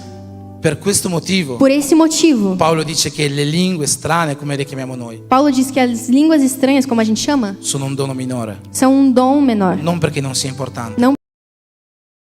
mas são muito importantes, ma perché tra i 9 doni dello Spirito mas porque entre os 9 dons do che Espírito noi leggiamo in questo elenco que a gente lê nesse è elenco, l'unico dono é o único dom che non edifica la Chiesa, que não edifica a è igreja, l'unico dono é o único dom che se io casco per terra, que se eu caio no chão, la persona che è di fianco a me, a pessoa que está do meu lado, se usa questo dono, se usa esse dom, non mi fa nessuna differenza. não vai fazer nenhuma diferença. La nostra chiamata O nosso chamado non è per noi, não é para nós, è per gli altri. é para os outros. Quando Dio dà i doni dello Spirito, Quando Deus dá o dom do c'è Espírito, scritto proprio così. está escrito assim: In 1 Corinzi 12,7, ora a ciascuno è data la manifestazione dello Spirito per il bene comune. em 1 Coríntios 12:7, mas a manifestação do Espírito é dada a cada um para o benefício comum. Quindi non per il bene mio, Então, não para o meu i bem. doni non sono per il mio bene, Os dons não são para o meu ma bem, sono per il bene della Chiesa. mas para o bem da Per igreja. Quello che voglio dirvi E oggi o que eu quero dizer para vocês Ancora hoje, una volta. mais uma vez, è non lasciare gli altri soli. não deixem os outros sozinhos. Fai tutto ciò che puoi Faz tudo o que você per puder edificare la vita degli altri, para edificar a vida dos outros, per sorreggere la vita degli para altri. segurar a vida dos Quando vedi outros. una persona che casca al tuo lato, Quando você vê uma pessoa que cai do teu lado, o che vieni a sapere che qualcuno è caduto ou quando você saber que alguém caiu nello spirito, no espírito, che qualcuno non sta que bene, alguém não tá bem, che qualcuno è ammalato, quando alguém tá doente, il tuo compito, a tua tarefa, la tua o chiamata teu chamado è quello di andare é de ir e rialzarlo e levantar e non lasciarlo da solo. e não deixar ele sozinho. Per questo Dio ti ha chiamato. Por isso Deus te chamou.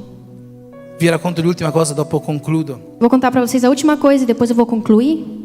Questa parola è nata pochi giorni fa, Essa palavra nasceu alguns dias atrás, in un modo che non c'entra niente con questa parola. de um jeito que não tem nada a ver com essa palavra. Stavo smontando un rubinetto a casa, Eu estava desmontando uma torneira em casa, un rubinetto del bagno. a torneira do banheiro. E non so chi ha già smontato i rubinetti del bagno, Eu não sei quem já desmontou a torneira do banheiro. nonostante ormai sia diventato un professionista con questi lavori in chiesa. Eu já fiquei um profissional mesmo com esses trabalhos na igreja, Vero, Junior? né, Júnior? Bravo solo a parlare, eh? Junior ha detto che sono bravo a parlare, O Júnior disse que eu sou bom em falar, ma non tanto a lavorare. mas não muito para trabalhar. Aspettavo che tornassi in chiesa per dire questa cosa. Eu esperava que você voltasse para falar isso. Scherzando. E ero a casa che smontavo questo rubinetto del bagno, Eu estava em casa desmontando essa torneira do banheiro, soltanto che i rubinetti del bagno só que as torneiras do banheiro hanno una cosa dietro per svitarli. tem uma coisa atrás para... Non so come definirla, è una cosa molto fastidiosa, è tipo un bullone. Não sei como definir, é uma coisa. È una cosa che è dentro a una vite, non so come si può dire in portoghese, neanche in italiano. Eu não sei como dizer nem em È português una nem em cosa che italiano. praticamente per smontarlo ti serve l'attrezzo apposta. É uma coisa para desmontar você precisa de alguma coisa específica. Non puoi smontarlo con qualsiasi attrezzo. Você não pode desmontar com qualquer coisa. Serve una chiave esagonale. Você precisa de uma chave específica. Ok. E niente, io non pensavo assolutamente di avere questo attrezzo in casa, E eu não pensava de ter essa coisa em casa, ma ci avevo questo attrezzo in casa, non so come mai. mas eu tinha esse objeto em casa, não sei porquê. Avevo anche 3 misure di questo attrezzo. Eu tinha 3 medidas disso. Provo la prima misura, Eu provo a primeira medida, troppo grande. muito grande. Provo la seconda, A segunda, troppo piccola. muito pequena. Provo la terza, sarà quella giusta. Provo a terceira, que deve ser a certa. E caspita, sembrava proprio perfetta, E parecia perfeita, ma non entrava. mas não entrava. Tipo per una questione di mezzo millimetro, non lo so, poi è molto scomodo stare dietro il lavandino, però non entrava proprio. Uma questão de milímetros, mas não entrava E mesmo. non capivo perché, ma ho detto, ma forse perché è arrugginito, forse è veramente troppo piccolo, insomma, a un certo punto mi sono arreso con questo attrezzo Eu não entendi o porquê, talvez estava enferrujado, mas eu só desisti disso. e ho cominciato con la pinza, con altre roba a cercare di Eu comecei smontarla, com a pinça e outras coisas para desmontar, ma non c'era modo. mas não tinha jeito. Lo spazio è troppo stretto, non si poteva. O espaço era muito pequeno e não conseguia. E insomma, sono tornato su questo attrezzo qua. Então eu voltei nesse objeto. Prossima volta mi scriverò il nome anche in portoghese per dirtelo. Próxima vez eu vou escrever o nome em português. E l'ho messo lì ancora per cercare di farlo entrare Io- in questa cosa. E eu coloquei ele ali para tentar fazer ele entrar. E non entra. Io spingo, non entra. Não entrava, eu tava empurrando e não entrava. Insomma, a un certo punto sono andato a prendere il martello, E num ponto eu peguei o martelo, ho messo questa roba sotto coloquei isso debaixo e ho cominciato a martellarla e su. comecei a martelar para E cima. martella. E martelando. Alla fine c'è entrata. No fim entrou. La cosa curiosa è che ogni martellata che davo, A coisa curiosa é que cada martelada que eu dava, pezzettini di ruggine o di sporco, forse calcare, qualcosa, pedaços de ferrugem ou sujeira, alguma coisa, cadevano da questo robo qua, caíam disso, questa cosa dessa coisa. che teneva fermo il rubinetto. E tava bloqueando a torneira. Ma infine sono riuscito a smontare il rubinetto, so che volevate sapere questo. No fim eu consegui desmontar a torneira, eu sei que vocês queriam saber.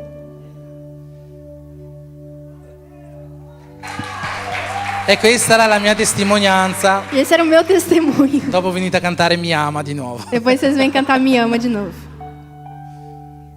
No, quello che volevo, che proprio mi ha parlato Dio, no, in questo momento qua, Não, bem aquilo que Deus falou para mim nesse momento. era proprio a proposito delle martellate che ho dato, no, a questo coso. Era próprio sobre as marteladas que eu dei nessa coisa. Perché ho insistito Porque eu insisti con violenza, com no? violência E finalmente sono riuscito a e farcela. finalmente eu consegui. Perché cos'è che mi ha parlato Dio a proposito di questo? E o que é que Deus falou comigo através disso? Che tante volte rialzare le persone, no? E muitas vezes levantar as pessoas Non è una cosa facile. não é uma coisa fácil. Non tanto perché noi non siamo bravi o capaci. Não tanto porque a gente é bom ou não consegue. No. Não é bom ou não consegue. O non è perché lo Spirito Santo non ci aiuta. Ou não é porque o Espírito Santo não nos ajuda. No, Dio è con noi. Não, Deus é com a gente. Solitamente il problema O problema è che sono proprio le persone cadute é o problema é as pessoas caídas che non vogliono farsi rialzare, que não querem ser levantadas, che non vogliono avere un suggerimento da un cristiano, que não querem um conselho de um cristão, che non vogliono ricevere una preghiera magari, o che non credono semplicemente nella preghiera, nel suo compimento. que não querem receber uma oração ou que não acreditam na oração. Ma ciò che Dio mi ha parlato Mas o que Deus falou comigo è di insistere, é de insistir, è di insistere, insistir, insistere con forza, insistir com força, insistere con violenza, no? insistir com violência. C'è scritto che dai tempi di Giovanni Battista il regno dei cieli è preso a forza. Está escrito que dos tempos de João Batista o reino de Deus é tomado com força. E i violenti se lo prendono. Os violentos pegam ele. Insistiamo, Vamos insistir. insistiamo con gli altri, Vamos insistir com os outros. perché la persona di fianco a te, Porque a pessoa do teu lado, o la persona in fondo alla ou a sala, pessoa no fundo da sala, o forse quella persona che ancora non conosci, che sta camminando per queste ou strade, talvez a pessoa que você ainda não conhece, que está caminhando pela rua, questa è la persona per la quale Dio ti ha chiamato. essa é a pessoa pela qual Deus te chamou. Allora compiamo questa chiamata Então vamos cumprir esse chamado con la certezza che Dio è al nostro lato, com a certeza de que Deus está ao nosso lado, così come Lui vuole assim como Ele quer. che noi stiamo agli atti dei nostri fratelli. Nós estejamos do lado dos nossos irmãos. Amen. Amém. Ci alziamo in piedi. Vamos nos levantar. Se il gruppo di lode può salire, O grupo de louvor pode subir. facciamo una semplice preghiera, Vamos fazer uma oração simples, una preghiera di fede, oração de fé, affinché la parola di oggi para que a palavra de hoje possa in qualche modo mettere una radice nel nostro cuore, possa de algum jeito colocar uma raiz no nosso coração, una radice che possa portare frutto, uma raiz que possa trazer frutos, affinché noi possiamo compiere la nostra chiamata, para que nós possamos cumprir o nosso chamado. che non siamo noi, Que não somos nós, non siamo noi la nostra chiamata, não somos nós o nosso chamado, sono le persone intorno a noi. são as pessoas ao nosso redor. E così come Gesù non ci ha mai abbandonato, E assim como Jesus nunca nos abandonou, che anche noi possiamo imparare a stare vicini ai nostri fratelli e alle nostre sorelle, e nós também possamos aprender a ficar do lado dos nossos irmãos e irmãs, con forza, con insistenza, com força, com insistência, finché anche loro até que eles non abbiano conosciuto il nostro Signore Gesù, não conheçam o nosso Senhor Jesus, non si siano rialzati até que eles não levantem e abbiano creduto e creiam che Dio ancora salva que Deus ainda salva e come non ha abbandonato noi, e que como Ele não abandonou a gente, non ha abbandonato neanche loro. Ele não abandonou eles também. Amen. Amém. Amen. Padre, nel nome di Gesù io ti ringrazio, Signore, per questo momento che abbiamo avuto questa sera alla tua presenza, guidati dal tuo Spirito, Signore. E ti chiedo, Padre, che questa parola possa in qualche modo aver messo una radice, Signore, dentro i nostri cuori, una radice che possa portare a un buon frutto, molto frutto, Signore. Che ognuno di noi possa imparare a vivere questa praticità dell'essere uno in Cristo, non abbandonando chi è al nostro fianco, non abbandonando chi cade, non abbandonando chi è tentato, chi pecca, non abbandonando colui che sembra la persona più impossibile del mondo che possa avvicinarsi a te. Noi siamo stati chiamati per queste persone e allora, Signore, dacci la forza, Signore, di continuare, Signore, a combattere per ognuno di loro, insistentemente, con forza, con violenza, che noi possiamo non abbandonarli, ma che attraverso di noi, attraverso la nostra chiamata, ognuna di queste persone possa venire a ricongiungersi a te. Io ti prego per questo nel nome di Gesù. Amen.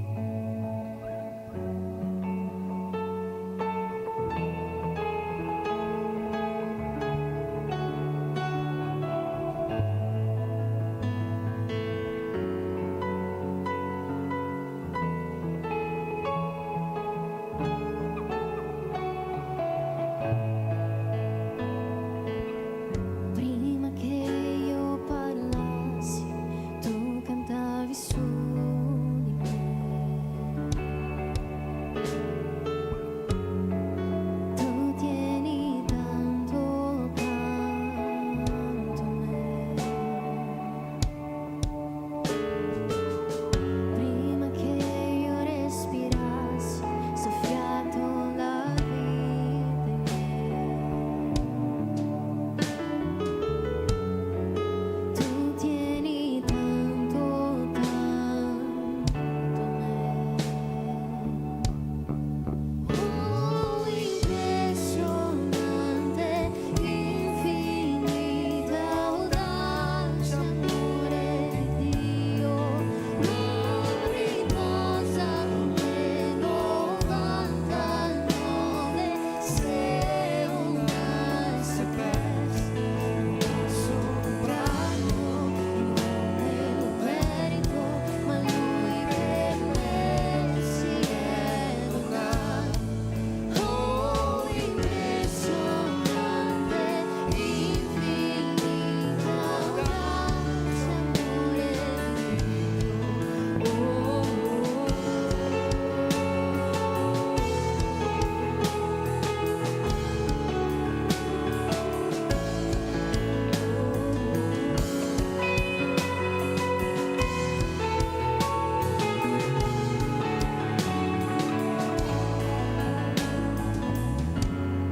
Quando ero perso, il tuo amore lottò per me.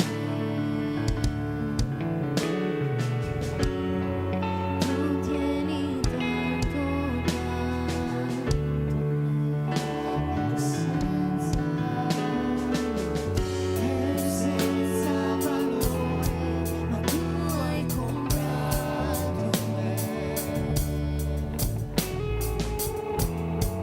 Tu sei gentile con me.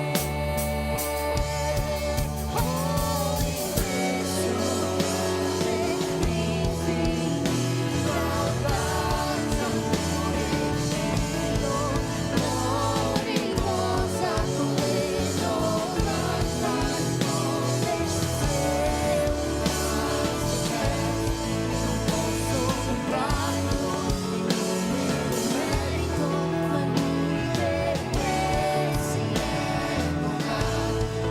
Oh, impressionante, infinita audacia, amore di Dio.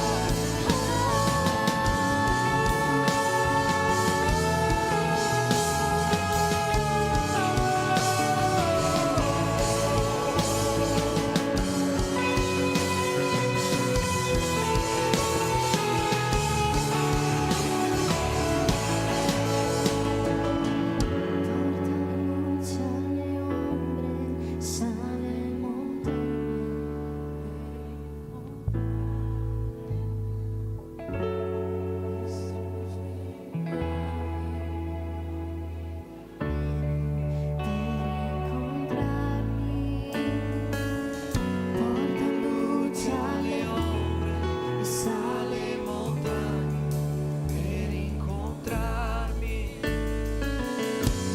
Distrugge murale, rompe catene per incontrarmi.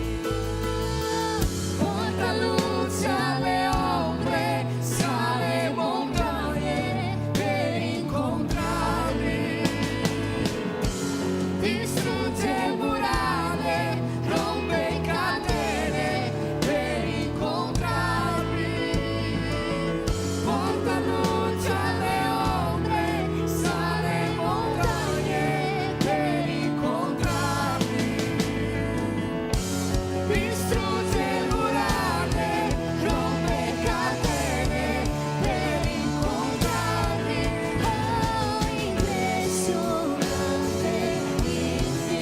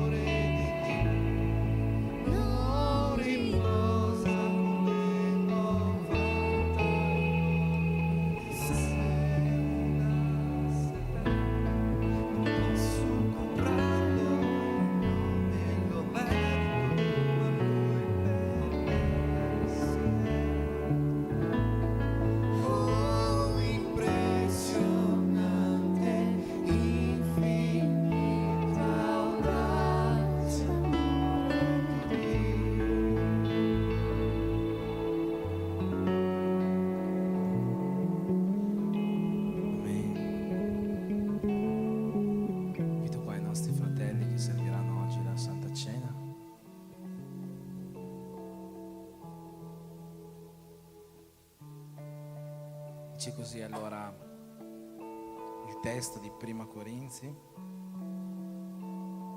al capitolo 11, versetto 23 in avanti. Poiché ho ricevuto dal Signore quello che vi ho anche trasmesso, cioè che il nostro Signore Gesù, nella notte in cui fu tradito, ha preso del pane e dopo aver reso grazie lo ruppe e disse: questo è il mio corpo che è dato per voi, fate questo in memoria di me. E allo stesso modo, dopo aver cenato, prese anche il calice dicendo: questo è il calice del nuovo patto nel mio sangue, fate questo ogni volta che ne berrete in memoria di me. Perché ogni volta che mangiate questo pane e bevete da questo calice, voi annunciate la morte del Signore finché Egli venga. Amen. In questo momento noi possiamo, come corpo di Cristo, come uno in Cristo, come il nostro Signore Gesù vuole, prendere questi alimenti che sono solo pane e succo, ma per noi possono rappresentare qualcosa di più. E quando sono dentro di noi possono farci vivificare di nuovo, possono rinnovare il nostro spirito, possono portare cura agli ammalati, possono compiere un miracolo nelle nostre vite. Se tu credi questo e puoi discernere in questi alimenti il corpo del Signore, questa sera è la libertà, è la gioia e l'onore di prendere la cena del Signore insieme ai tuoi fratelli e alle tue sorelle. Amen.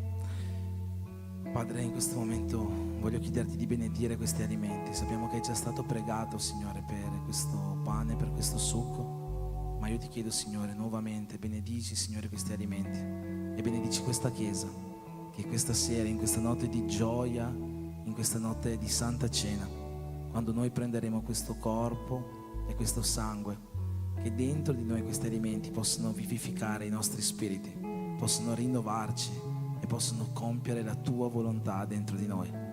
Io ti prego per questo nel nome di Gesù, che tu possa essere adorato e glorificato, Padre. Amen.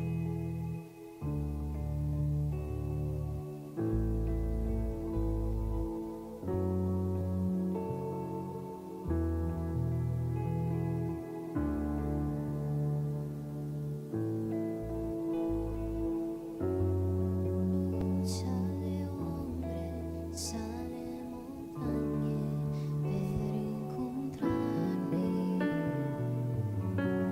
distrugge muraglie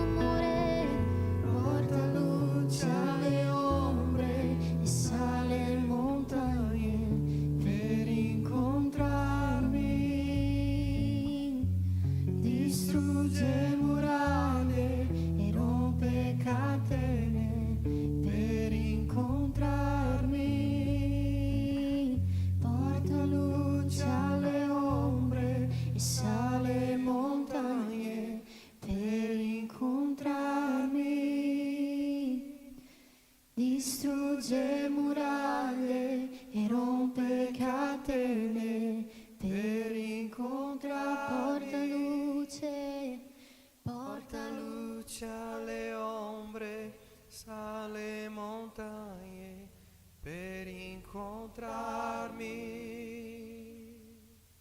Distrugge muraglie, rompe catene per incontrarmi. La luce Alle ombre, alle montagne.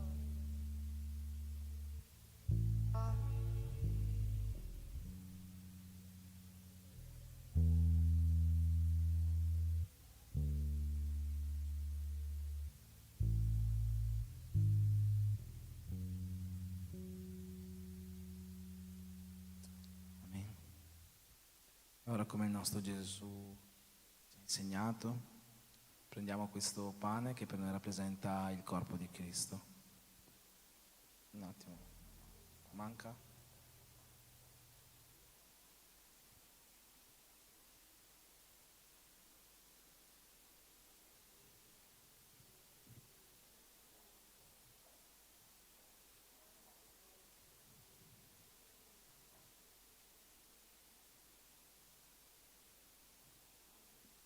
Amen.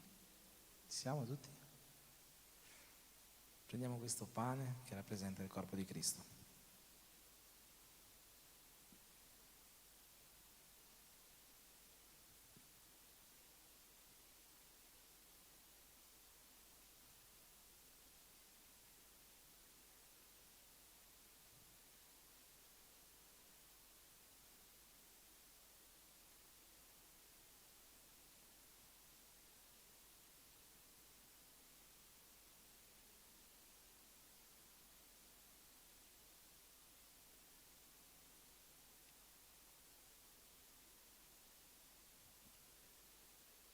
E dopo il pane prendiamo anche questo succo che rappresenta il patto che Gesù ha fatto con noi.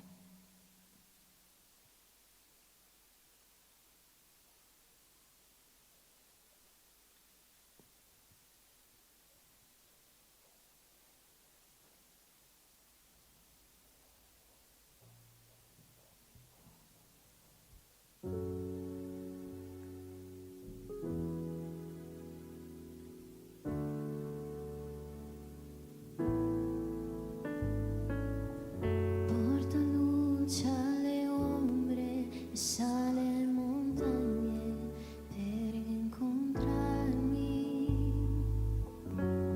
Distrugge muraglie e rompe catene per incontrarmi. Gesù porta luce alle ombre per incontrarmi. Distrugge Muraglie, rompe catene per incontrarmi. Porta luce alle ombre, sale montagne per incontrarmi. Distrugge muraglie e rompe catene per incontrarmi. Porta luce alle ombre, sale montagne per incontrarmi. Distrugge muraglie e rompe catene per incontrarmi. Porta luce alle ombre, sale montagne per incontrarmi. Distrugge muraglie e rompe catene per incontrarmi. Porta luce alle ombre, sale montagne per incontrarmi. Distrugge muraglie e rompe catene per incontrarmi. Porta luce alle ombre e sale montagne per incontrarmi. Distrugge muraglie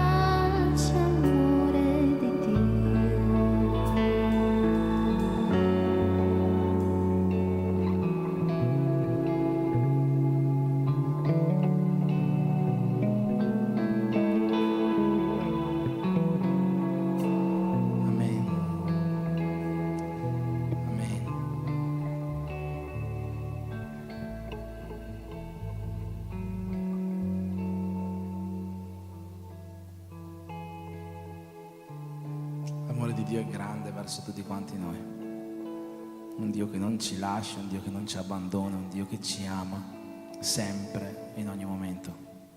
Amen. Stiamo già per finire il culto, siamo già avanti con l'orario, dopo c'è la cucina, quindi non andate via, mangiamo qualcosa insieme, c'è il super hamburger ADM Verona. E prima però abbiamo da fare i compleanni, prima di finire il culto. Ci sono stati i compleanni in quest'ultima settimana, da sabato scorso a sabato d'oggi. Fabio lo so, Fabio in realtà è sabato scorso, no, è domenica Fabio. E poi prima che scappi ci sarebbe la Letizia, che io non vedevo l'ora, cioè era proprio, è da quando abbiamo cominciato a fare i compleanni sul pulpito che volevo fare il compleanno della Letizia, quindi anche a forza portatela qua per festeggiare il compleanno della Letizia tutti insieme, per favore. Fabio, tu vieni pure anche senza forza. Sì. Qualcun altro ha compiuto gli anni? Qualcun altro vuole passare per questo momento gioioso, felice, per cui tutti non vedono l'ora di passare? Ci sono persone che ci chiamano dall'estero: al mio compleanno voglio venire lì. Amen. Allora possiamo stendere le mani verso di loro, fare una preghiera per Fabio, per Letizia, questi nostri teens, che Dio possa benedire questo loro anno di vita.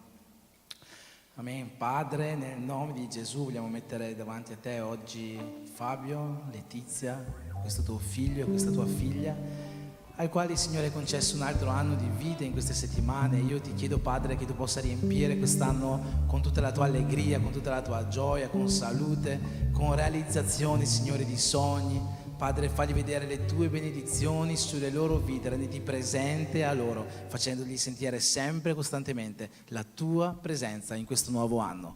Noi ti preghiamo per questo, chiediamo di benedire le loro vite nel nome di Gesù. Amen. Tanti auguri a voi, tanti auguri a voi, tanti auguri a voi, tanti auguri a voi. Parabéns pra você nessa data querida, muitas felicidades, muitos anos de vida.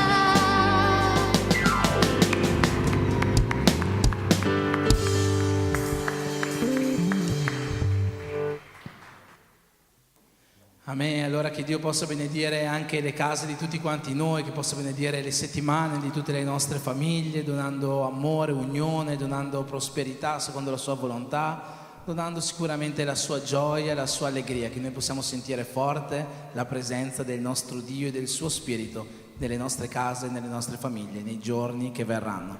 E che l'amore di Dio Padre, che la grazia di suo Figlio e nostro Salvatore Gesù Cristo e che la comunione dello Spirito Santo possano essere con tutti quanti noi, e insieme possiamo dire Amen. Che Dio ci benedica nel nome di Gesù.